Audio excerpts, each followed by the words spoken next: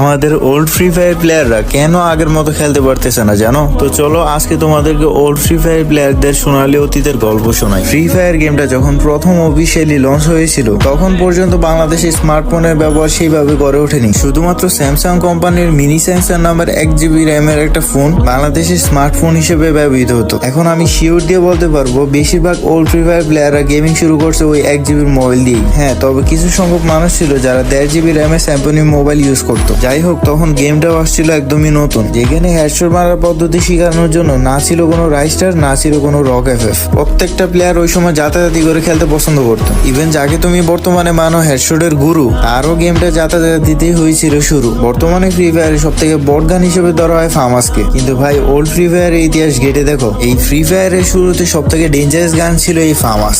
তখনকার প্রত্যেকটা প্লেয়ারের ফেভারিট গান ছিল ফামাস। মোট কথা গেমের শুরুটা হয়েছিল যাতায়াতিতে। সময়ের সাথে সাথে ভালো ভালো ডিভাইস আসতে থাকে, এর সাথে জন্ম হয় কিছু লেজেন্ডদের, যারা কিনা আমাদেরকে এই গেমটাকে একটু ভিন্নভাবে খেলতে দেখিয়েছে। তবে তারপরেও কিছু পুরাতন প্লেয়ার তাদের পুরনো পদ্ধতিতেই খেলতে স্বাচ্ছন্দ্য বোধ করতো। তারপর আস্তে আস্তে শুরু হয় নিউ ফ্রি ফায়ার প্লেয়ারদের এন্ট্রি নেওয়া, যাদের কিনা শুরুটাই হয় ভালো ডিভাইস দিয়ে প্লাস ভালো সেটিংস দিয়ে। তারা যখন কিছুটা ভালো খেলতে শুরু করে দেয়, হেডশট মারতে শুরু করে দেয়, তখনই তারা পুরাতন চাতা প্লেয়ারদের অপমান করতে থাকে। 2 দিনের নতুন পোলাপান পুরাতন প্লেয়ারদের বলতে শুরু করে নোব। এগুলো পর্যন্ত কিছুটা ঠিক ছিল, কিন্তু যখনই গেমে রিভাইভ অপশন চালু হয় তারপর থেকে পুরাতন প্লেয়ারদের গেম খেলার ইচ্ছাটাই চলে যায়। কারণ রিভাইভ ছাড়া বুয়া নেওয়াটা সবার জন্য চ্যালেঞ্জিং ব্যাপার ছিল, আর এই চ্যালেঞ্জিং ব্যাপারটাই সবার কাছে সব থেকে বেশি ভালো লাগতো। তখন একটা বুয়া নেওয়ার যে ফিলিংসটা ছিল, রিভাইভ অপশন চালু হওয়ার পর ওই ফিলিংসটা একদমই নষ্ট হয়ে যায়। এইসব কারণেই আমাদের ফ্রি ফায়ারের ওল্ড ফ্রি ফায়ার প্লেয়াররা দিন দিন হারিয়ে যাচ্ছে।